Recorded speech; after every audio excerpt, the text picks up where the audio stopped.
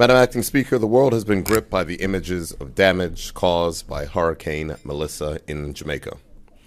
Today's weather forecasting means that we are almost forced to watch in painful, slow motion as storms gather strength and make landfall.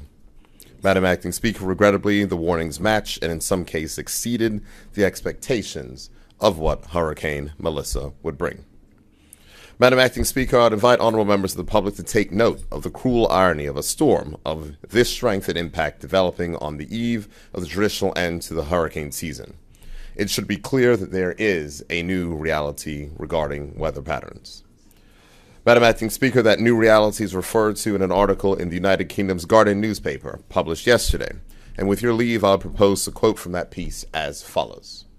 And I quote, "The savage strength of Melissa was exacerbated by the overheated air and ocean caused by the heat-trapping emissions that come from the burning of fossil fuels," an international team of scientists has determined. Climate change increased Melissa's maximum wind speeds by 7% and extreme rainfall by 16%.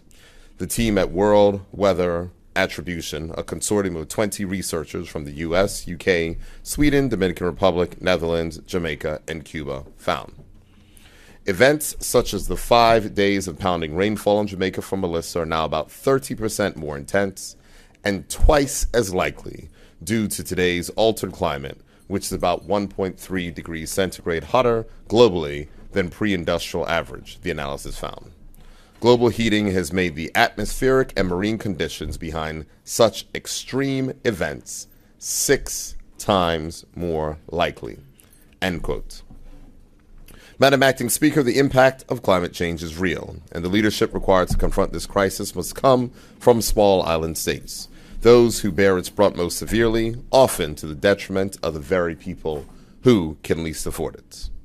The tragic loss of life and devastation to infrastructure have spurred a global response in support of Jamaica's relief efforts.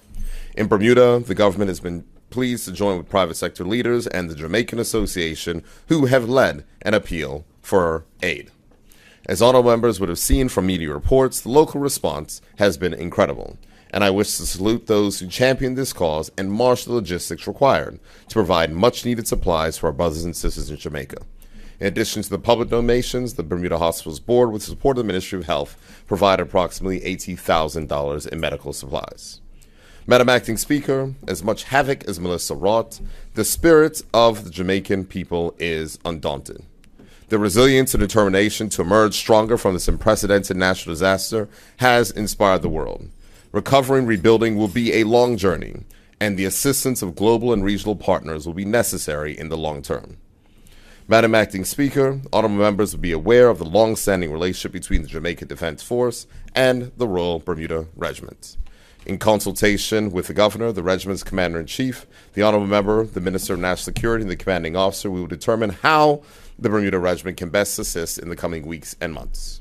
In addition to the potential assistance of the Bermuda Regiment, honorable members will be aware of the annual budgetary allocation for hurricane relief. That sum will be applied to also assist the relief effort following consultation with the government of Jamaica to ensure that key needs are met on island. Madam Acting Speaker, I wish to thank all those residents who gave in support of the relief effort. Your generosity is being appreciated, and as we speak, that which you gave is finding its way into the hands of people who in some cases will be without power and other critical services for weeks, if not months.